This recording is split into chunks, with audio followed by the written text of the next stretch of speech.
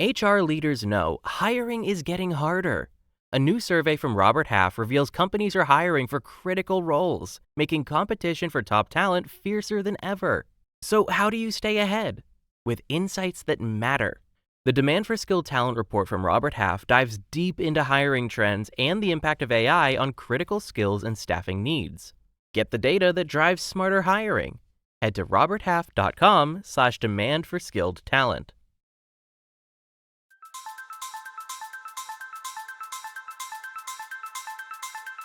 Hello, I'm Alex Alonso, SHRM's Chief Data and Analytics Officer, and this week we're on the set of the AI+HI project in San Francisco, SHRM's live event focused on AI and HI.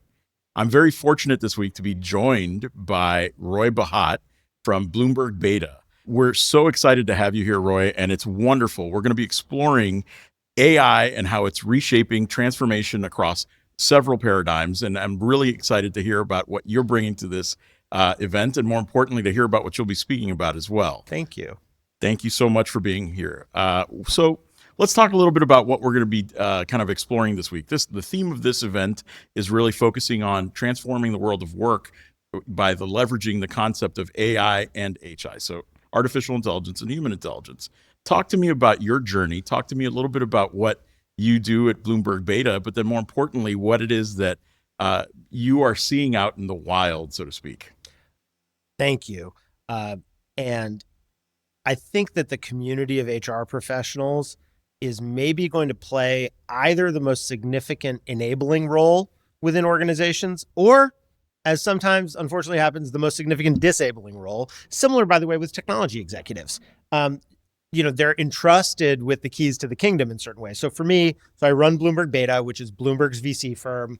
We invest in very early stage startups as early as we possibly can, all of which are around the future of work and making work better. Mm-hmm. We started investing in AI. We're the first VC firm, as far as I know, to declare we wanted to invest in AI. We did that in 2014. It was over my objection at the time because I thought it was too early. I was completely wrong. And what we've seen in the decade plus since is just this explosion of all the different domains where AI can be valuable.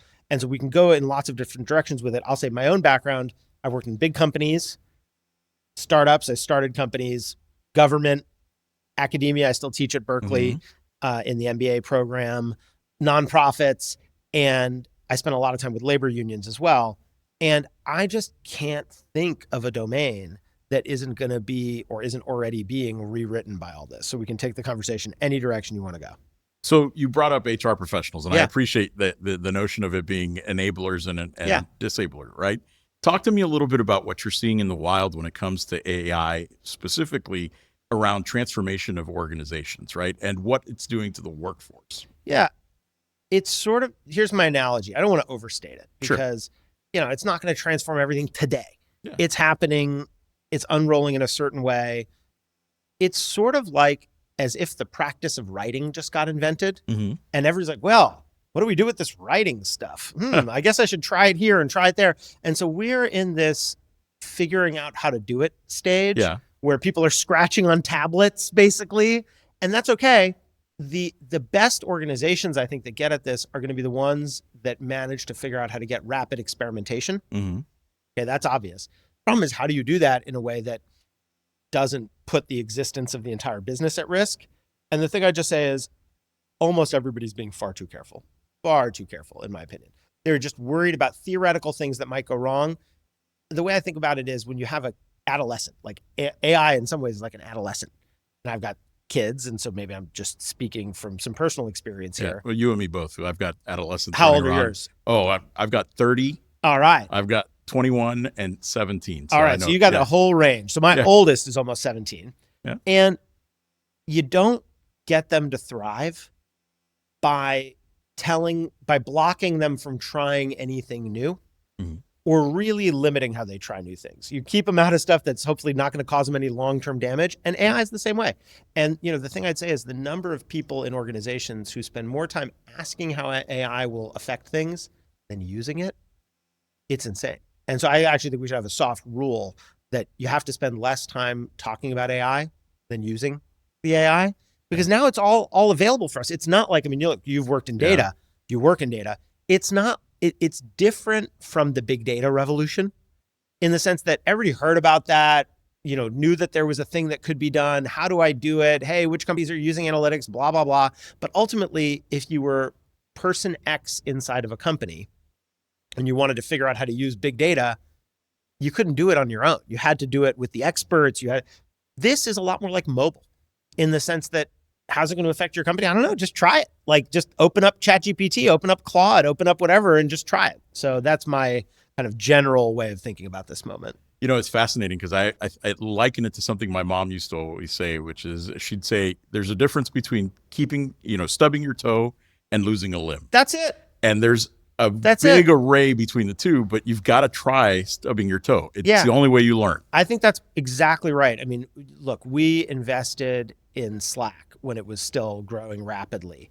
And I remember the number of people who would say to me at the time, I tried Slack, it didn't work. And to me, one of the analogies, my business partner, James Cham, we're three equal partners, me, James Cham, and Karen Klein as our third. And what James once said to me is, AI now is like riding a bicycle. You got to get on and figure out how it works. It's going to be wobbly at first. And the number of people who say, I tried the bicycle, but it fell over. It's like, that's not how it works right now. You have to stub your toe. You have to fall over. You got to get some scrapes. And the question for organizations is actually, how do you maximize the pace of getting scrapes? Not how do you minimize the number of scrapes that you get? Exactly. And it's funny, we see this happening over and over again. You really do learn quite a bit about an organization and their penchant or their desire to really try to stub their toe and what they're doing in the world, especially when they apply AI or look into it. Yeah. Right? I'm curious what examples you've seen, because I feel like across SHRM, you probably have a whole range of them, but sorry, keep going. I won't, if you let me, I'll start interviewing you, and we maybe don't want to go there. You'll laugh, but we actually have a series of research when we were trying to determine what is the range of organizations. And there are actually still active organizations who are head in the sand choosing to full-blown avoid AI. I think if you work for one of those organizations, you should quit your job. It's pretty telling, believe it or not. But yeah, I'd argue you're. I think those organizations, it's sort of like, imagine software was just being invented. And you're like, this software, it's just not for us. We're a respectable business. We don't do software. That's how it sounds to me. Yeah, it was fascinating. We were stunned by it. And the 2 or 3 cases that we did look into, it was almost either regulatory or licensure that was driving it. I got to say, but even every that single was scary. case I've ever heard somebody say that, it's been nonsense. Yeah. I mean, a thing that happens here, and this happens with HR professionals, is there's kind of a priesthood of, like, they go to their HR conferences and they talk to other HR people and they learn about the law. And then within the organization, they say, no, we can't do that. Labor law. And almost every case where somebody has said, we can't do it, scratch at it a little bit, and it just turns out to be nonsense. And the tradecraft for the innovative professional, and look, we've all had, like, there's a big HR group at this company, and there's those 2 people who, like, they're always the ones trying the new stuff, and it gets really annoying. But, there's a tradecraft for how they introduce those things to the rest of the organization without causing the kind of immune response that's, let's shut everything down. So you took me there, and I'm going to go ahead and ask. Yeah. What is that secret sauce, that tradecraft? Give me a little bit about that. Well, sure. So the first thing is, I'll go back to the beginning. Yeah. It's trying the stuff yourself, because only by riding the bicycle can you develop intuition about what works and what doesn't. And, I'll say we've invested in a few companies that enable this, but the big ones, if you are not regularly trying pick your chat bot, you're missing something. And I use these things all the time, every day. And every day I still discover stuff. I was talking to my assistant yesterday, my chief of staff, and she said, we were talking about some email thread that was kind of indecipherable, honestly, between me and somebody else. And she was right that it was indecipherable. And I said, well, have you tried feeding that into ChatGPT and just asking it to make sense of it? And she works on this stuff all the time. And we were both like, oh, I guess that didn't occur to me. So some of it is just trying the stuff yourself, because that gives you the knowledge, confidence, and intuition to not say, hey, back to the biking analogy, let's bike up that trail. And it turns out the bike just doesn't go up that trail. That's one thing. The second thing is picking the right size things to move forward. And a clear thing I think everybody ought to be advocating for now, and I don't have any investment that this benefits, is everybody in the company having access to the basic tools. Everybody in the company needs access to pick your AI tool that you want. Claude, ChatGPT, Perplexity. I just spoke to all their business fellows. And then the tradecraft goes from that to let's try to experiment to find some aspirational things. So let me explain a little bit. I'll give an example, and then I'll talk in theory how I think about it. An example is, and here we are investors, we invest in a company called Replit, which is, it started out as an assistant for helping people learn how to program, but now AI has gotten so advanced, it programs for you. And so on a plane, on my way to the last conference I went to, I worked with Replit, and in plain English, in less than 15 minutes, built a website to do matchmaking at the conference between people with similar interests. And I'm technical curious at best. Like, I've programmed before, but I'm a terrible any professional programmer would just say, like, yeah, this is a guy who, like, reads English by sounding out the letters. He doesn't know what he's doing here. So I'm not very technical, and I was able to just try something and do it. And once you start, it's like, okay, now what can I imagine? And then you get to the theoretical thing is, how do you imagine what an organization ought to do? And here I'll use another analogy, which is some AI is like a loom, like a spinning loom. It replaces something you already do. You work with it the same way a weaver would work with a loom. Eventually it replaces you. Some AI is like a crane. And a crane as a piece of technology is remarkable in that an infinite number of human beings, given an infinite amount of time, without that piece of technology or something like it, could never lift a steel beam 5 stories into the air.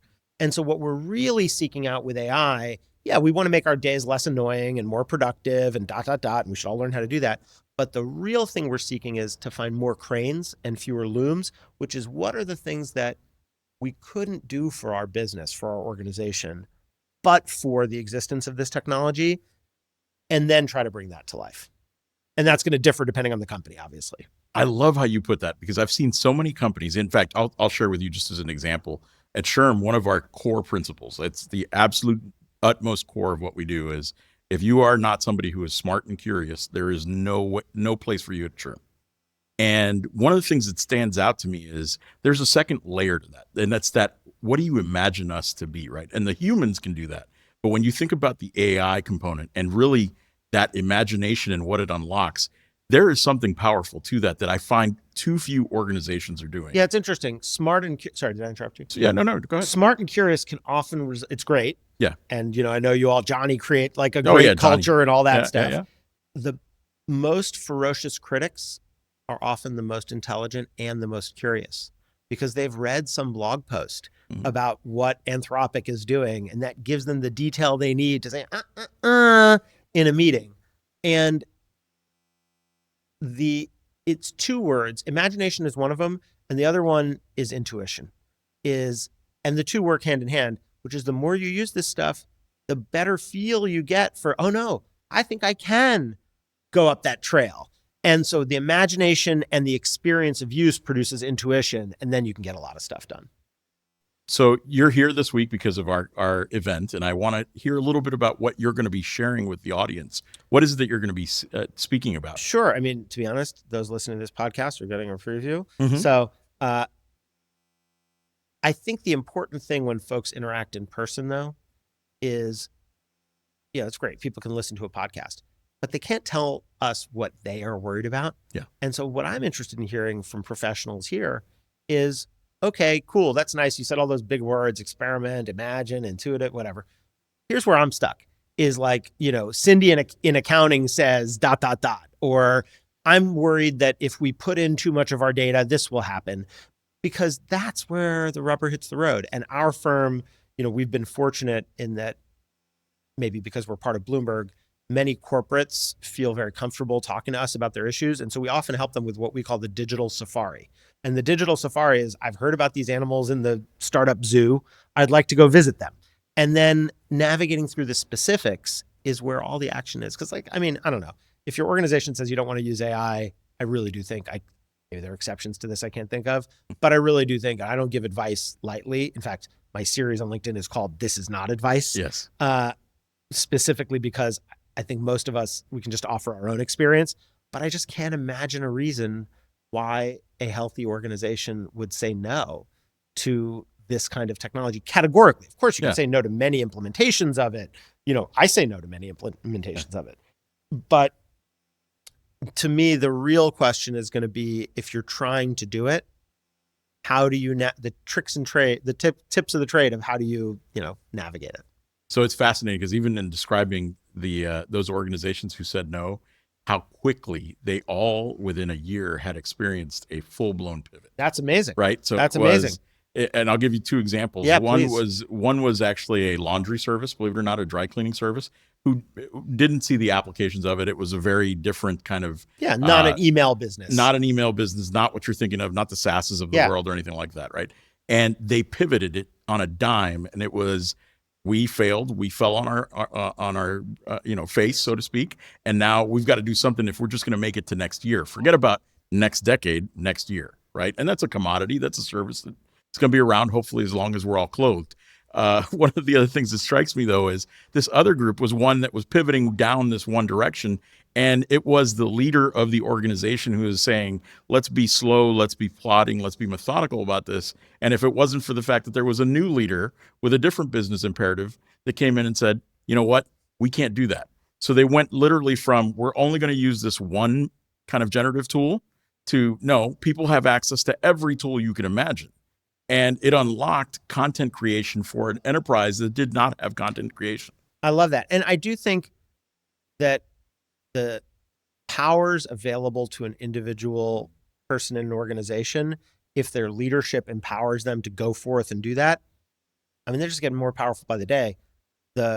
When we first got into AI, one of my teammates said it was sort of like empowering everybody to be the CEO, because everybody has an intern who's always on staff and willing to do stuff for you. I mean, we invested in a company called Textio that started out doing AI for job descriptions, and the idea that anybody editing a job description would have access to all the data that only the data scientists would have, but it shows up to say, please change this word if you want to get a more, gender balanced group of people to apply. Please change this word if you want a higher quality of applicants, all that kind of stuff.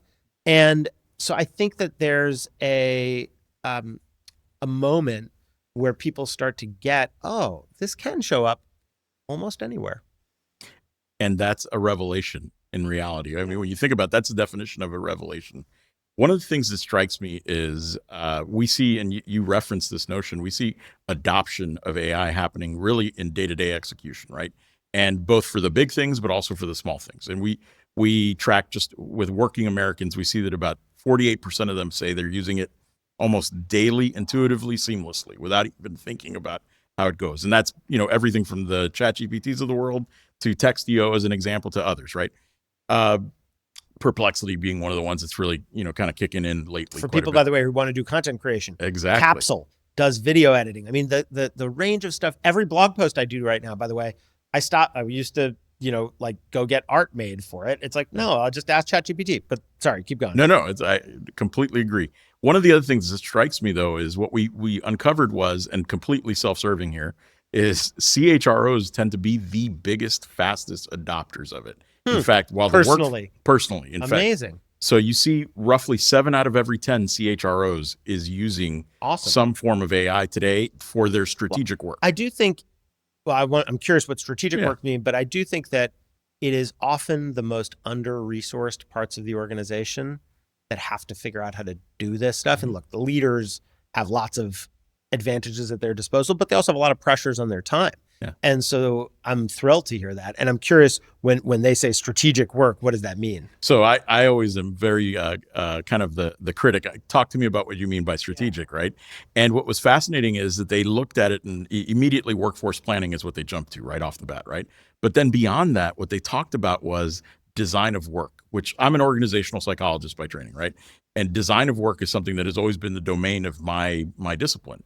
And I think specifically about when thinking about design of work, HR really hadn't gone into that, right? They can design what the workforce would be, they can design a task, but not designing what the future is. And what was fascinating is in interviewing these CHROs, they were very clear about the strategy that I'm doing now is different than what I've done in the past.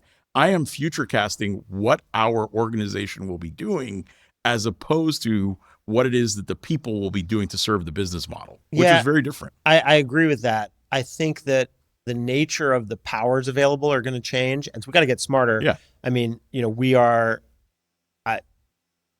backers of this company called Charter that is media for HR professionals absolutely. about this, and a lot of it is the smart people have more questions than answers right now, and sort of what data sources can you get? We are also fortunate to work on workforce planning with a company called WorkHelix that was started by the Stanford professor Eric Brynjolfsson and a number of others. And Eric has this great line, which may apply to CHROs and to venture capitalists. He says, AI is not going to replace people at work, but people who use AI are going to replace people who don't. And I think that ingesting the data you need to do your core job better, like workforce planning, you can now answer questions like, which roles at my company are going to be most vulnerable to disruption from AI? You couldn't answer those questions 3 or 4 years ago. You still may not always be right, but you'd be better than nothing. So there's something around how do I use the data, but then there's also what have I always, back to Cranes, what have I always wished I could do that the tools kept me from doing? And so I think it's I realize it's an anxiety producing time for many people. I mean, even my daughter said to me on the way to school, my daughter, when I asked her for a theme song for my job, because we had to do that for some team event, she said, could it be boring and about money? That's how she thinks of my work. And then she said to me on the way to school, she said, is AI going to take over everything? She's in 8th grade.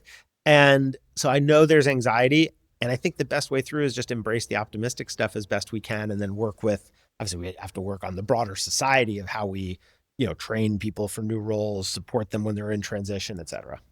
But at least your daughter had a better question than my daughters would have said. My daughters immediately would have said, what is your job exactly? Right. Well, that happens too. That happens quite a bit. Yeah. So, we're here, we're talking about HR leaders, we're talking about HR. The question I get all the time is displacement, right? That's the first question I get, and I get that from workers.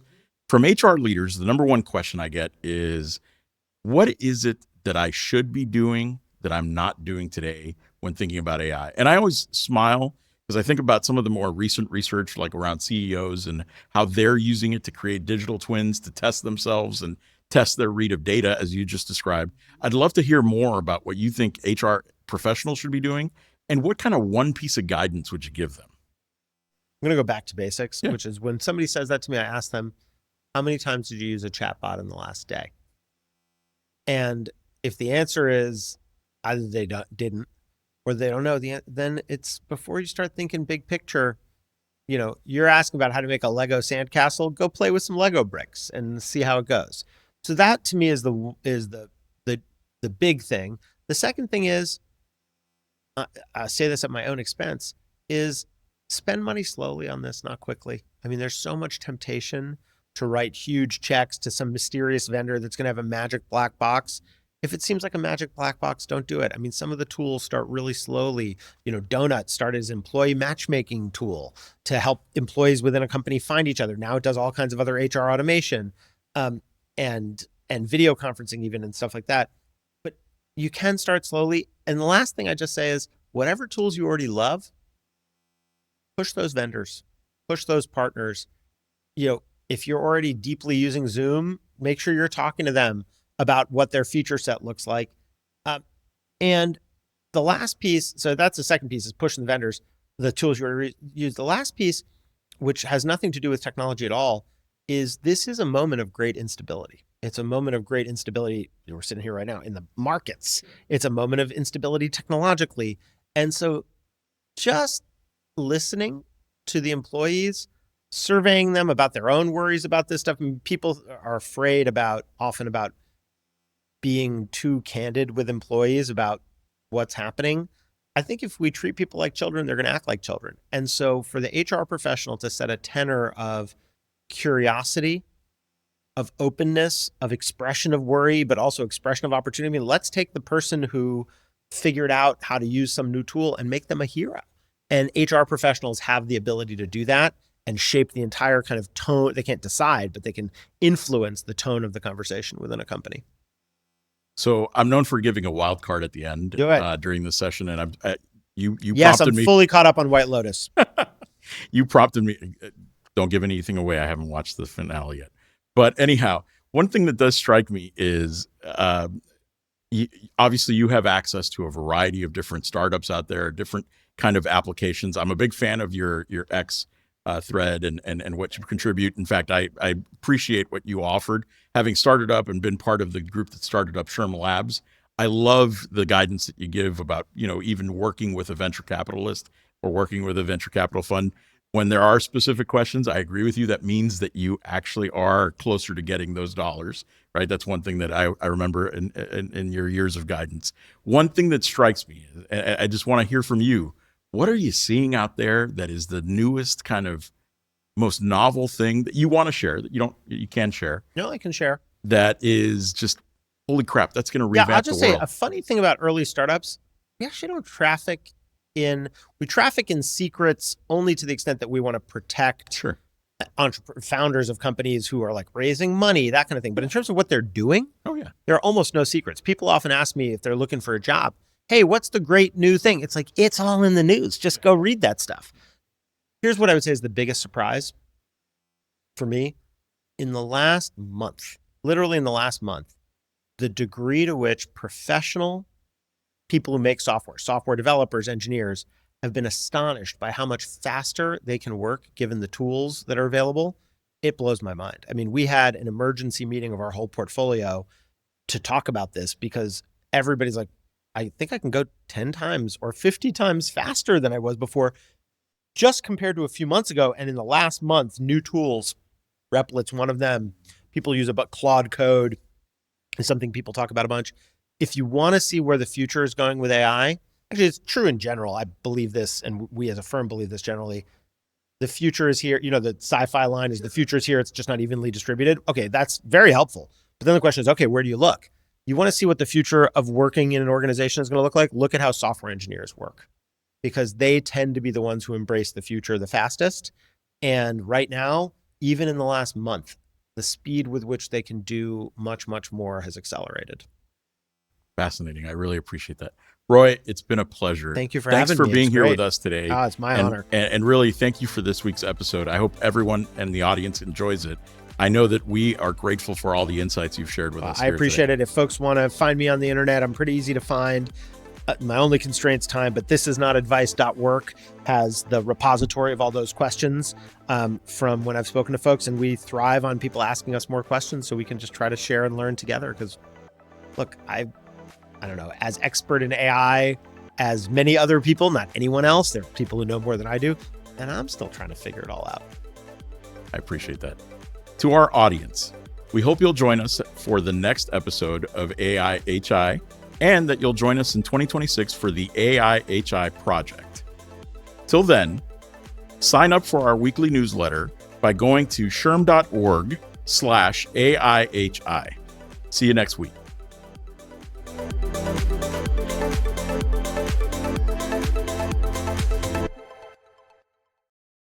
Hiring is evolving. Is your business? Explore the Demand for Skilled Talent report from Robert Half to see how AI is shaping the future of hiring. Visit roberthalf.com/demand for skilled talent. Sherm.